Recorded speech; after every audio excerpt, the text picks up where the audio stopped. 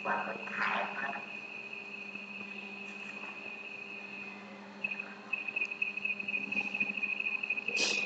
ពីការនោះខ្ញុំប្រឹងរៀនខ្ញុំខំរៀនហើយជាបានខ្លាយជាប្រៃដល់ទៀតដែរក្នុងខ្ញុំអត់ប្រឹងរៀនខ្ញុំស្ដាយក្រោយណា